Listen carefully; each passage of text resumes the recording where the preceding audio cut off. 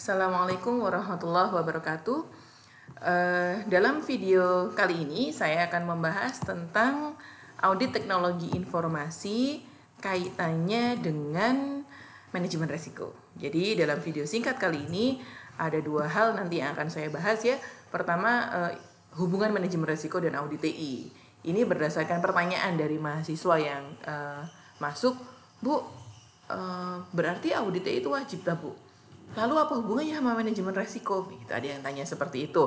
Sehingga saya coba jelaskan karena kebetulan memang ini sangat terkait ya. Jadi jangan sampai auditor tidak paham bahwa yang dilakukan adalah bagian dari proses manajemen resiko yang itu menjadi bagian dari governance perusahaan gitu ya. Jadi nanti kita akan tahu gambarnya seperti apa. Kemudian dalam video ini saya juga akan membahas tentang skill sets yang dibutuhkan oleh seorang auditor TI. Oke, ini adalah capture dari Zoom meeting yang diselenggarakan oleh Nixido Jogja. Pak Andi Yunianto membahas tentang SPBE ya. Waktu itu beliau membahas SPBE, tetapi beliau fokus membahas tentang asesmen resiko dan audit terkait SPBE. Nah, gambar ini menurut saya sangat relevan jika saya sampaikan ke Anda semua bahwa inilah hubungan dari manajemen resiko dan audit. Audit akan lebih mudah kita lakukan kalau checklist itu sudah clear. Nah, checklist di sini adalah gampangnya gini. Checklist apa sih?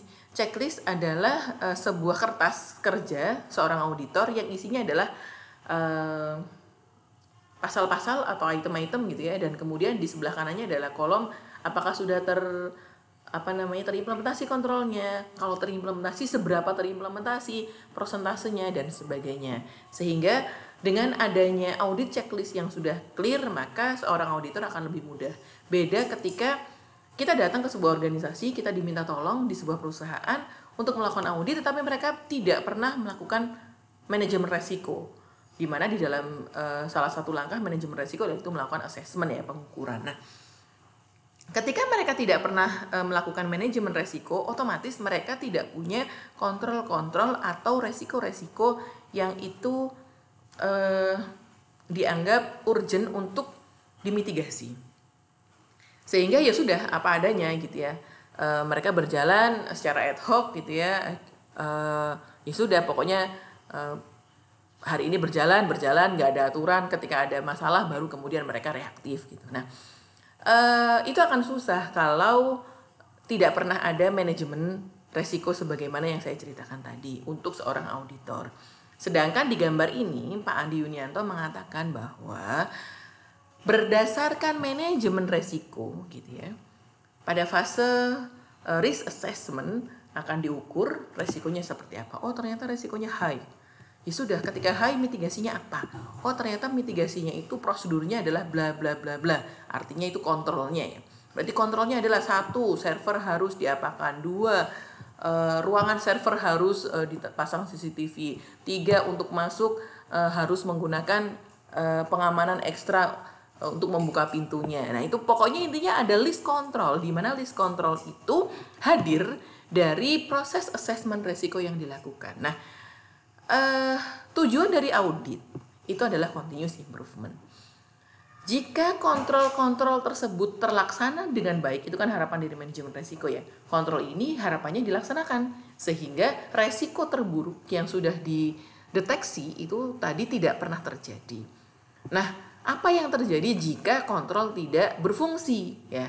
Jadi di sini audit tugasnya adalah menanyakan apakah kontrol memang ada. Kalau tidak ada, ini yang repot ya, berarti nggak ada semua, nilainya berarti 0, kan begitu. Misalnya nggak ada semua, ya sudah nggak ada semua. Nah, kalau ada dari manajemen resiko yang tadi saya sampaikan sebelumnya, maka tugas auditor adalah ngecek, oke ada, dan apakah kontrolnya berfungsi atau dijalankan sebagaimana mekanisme mitigasi yang ditentukan oleh manajemen resiko.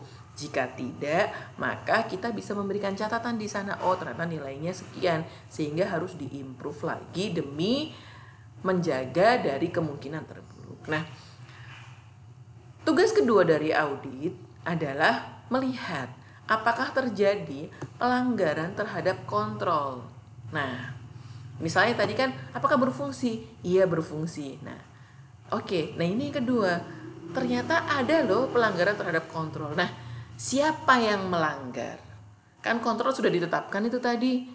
Kalau nggak dilaksanakan, ini tadi urusannya yang atas ya. Kalau urusannya yang bawah adalah ternyata ada kontrolnya tapi dilanggar. Nah, yang melanggar siapa? Apakah yang melanggar adalah orang internal perusahaan atau organisasi itu sendiri, atau orang luar yang berusaha membobol masuk untuk membuat kerusakan dari dalam misalnya. Kita harus cari pelanggarannya seperti apa. Nah, sebagai auditor, kita juga harus mengumpulkan apa bukti dari pelanggaran itu. Apakah kita kemudian mendapatkan datanya itu, ternyata dari IP address-nya itu bukan berasal dari orang daerah sini, bahkan mungkin dari luar negeri dan sebagainya. Sehingga ada bukti pelanggaran yang kita lampirkan dalam laporan. Nah, itu hubungan manajemen resiko dan audit. Jadi dua-duanya penting, dua-duanya memegang peran, tapi dua-duanya memegang peranan yang berbeda. Di mana manajemen resiko peranannya adalah dia melakukan pengukuran resiko, mengenali resiko dan kemudian menghasilkan risk register. Maka auditor kemudian mengecek kontrol-kontrol yang sudah dibuat oleh tim manajemen resiko, apakah terimplementasi dengan baik atau tidak. Tetapi dengan catatan itu tadi, kalau perusahaannya sudah punya manajemen resiko, kalau tidak punya, itu tadi saya bilang agak susah. Tapi bukan berarti tidak bisa.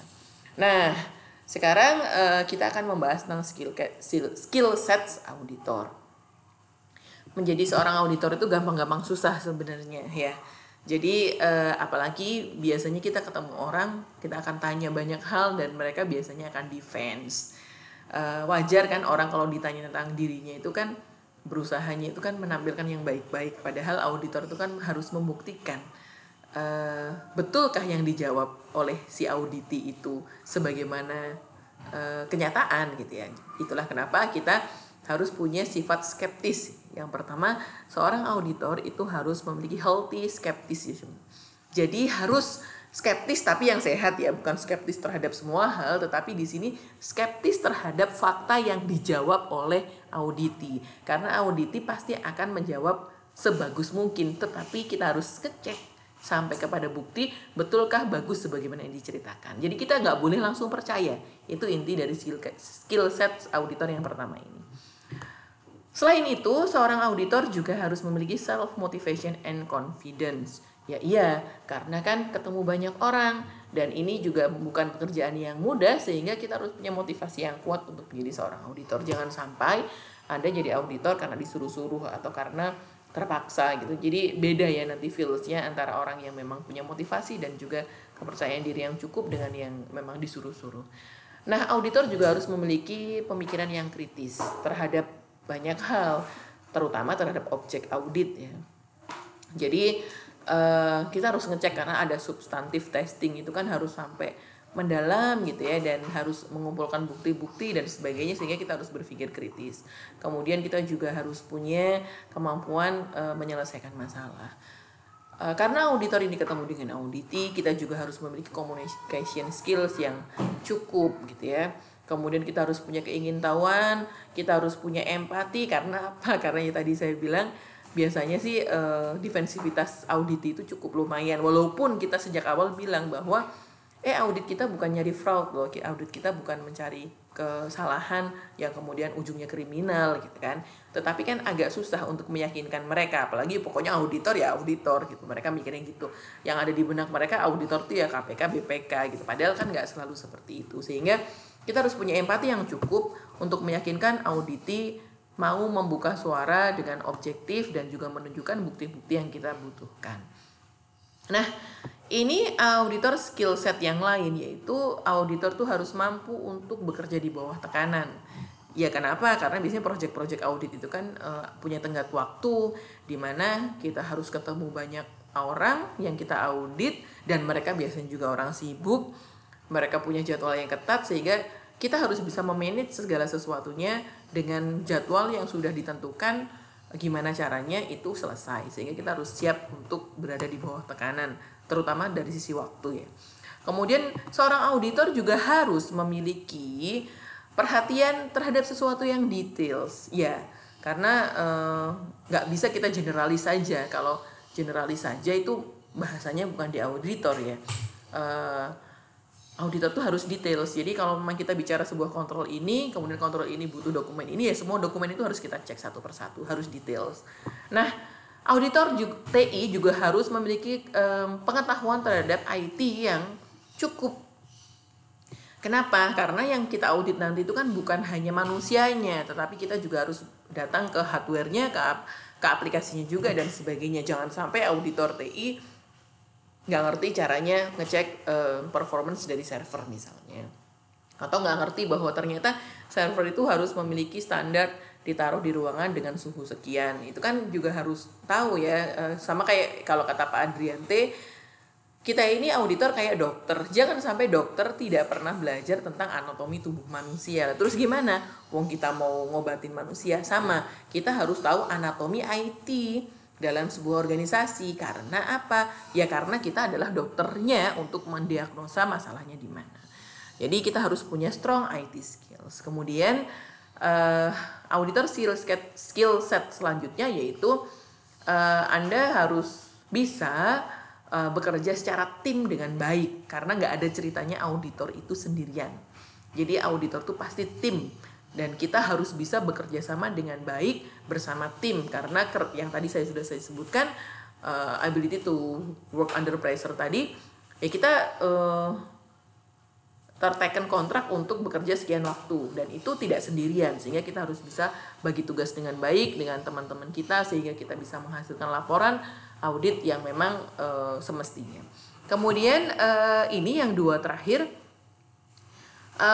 untuk menjadi auditor profesional dibutuhkan cross functional training. Jadi nggak bisa Anda cuma dapat mata kuliah audit kemudian Anda tiba-tiba merasa oh aku bisa jadi seorang auditor. Tidak bisa, karena untuk menjadi seorang auditor yang sesungguhnya harus punya SIM, nah atau surat izin mengaudit gitu ya. Nah ini biasanya bisa kita dapatkan kalau kita mengikuti training-training dan juga sertifikasi yang terkait.